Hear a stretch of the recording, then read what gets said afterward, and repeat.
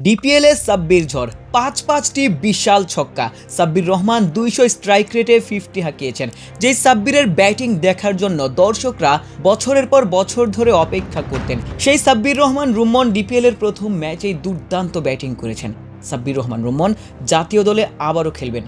সাব্বিরের ভক্তরা এমনটাই প্রত্যাশা করে থাকেন। সেই সাব্বিরকে জাতীয় দলে সুযোগ দেয়া হয় না। প্রতিটি মৌসুম আসে, প্রতিটি মৌসুমে ঘরোয়া লিগে সাব্বির নিজের শতভাগ উজাড় করে দেওয়ার চেষ্টা করে থাকেন। সেই সাব্বির আলটিমেটলি জাতীয় দলের ভাবনাতেও নাকি থাকেন না। কিছুদিন আগে সাব্বির রহমান রুম্মন ফেসবুকে স্টেটাস দিয়েছিলেন, তিনি জানিয়েছিলেন তিনি নাকি নির্বাচকদের ভাবনায় থাকেন, তবে যখন দল ঘোষণা করা হয় তখন সেখানটাতে সাব্বির থাকেন না। তাহলে আসলে ভাবনাটা কোথায় থাকে, কিংবা সাব্বির কি আদৌ তাদের চিন্তায় থাকেন কিনা, সেটি নিয়েই সাব্বির প্রশ্ন তুলেছিলেন। সাব্বির রহমান রুম্মন এবারের ডিপিএলটাকে পাখির চোখে দেখছেন। এই সাব্বির রহমান রুম্মন এবারের ডিপিএলে দারুণ পারফর্ম করবেন, হয়তোবা আবারও সত্যিকার অর্থে নির্বাচকদের ভাবনায় থাকবেন, এমনটাই তিনি প্রত্যাশা করবেন, তার ভক্তরা প্রত্যাশা করবেন।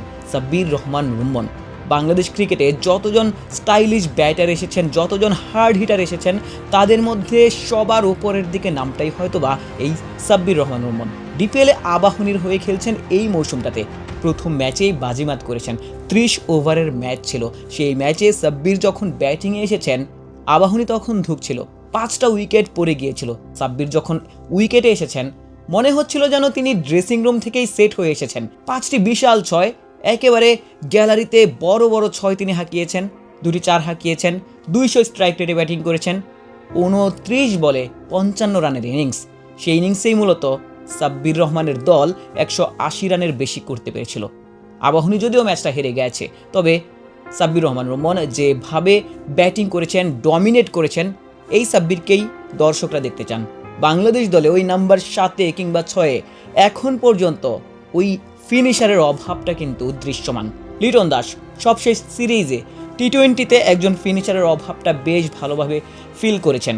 তিনি বলেছেন যারা স্পিনাররা খেলছেন দলের মধ্যে, তাদের কাছ থেকে তিনি ব্যাটিংটা প্রত্যাশা করছেন। স্পিনারদের কাছে বাংলাদেশ দল ব্যাটিং প্রত্যাশা করে। বিশ্বের অন্যান্য দলে হয়তো বা ওই স্পিনার রোলটাতে যারা খেলেন তারা হয়তো বা পারফর্ম করেন, তবে তারও আগে যেই ফিনিশাররা বাংলাদেশ দলে খেলেন 6 কিংবা 7 নম্বর পজিশনে, তারাই তো আসলে মূল কাজটা করবেন। তারা যখন কাজটা করতে পারেন না, তখনই স্পিনারদের কাছ থেকে ক্যাপ্টেনের ব্যাটিং প্রত্যাশা করতে হয়।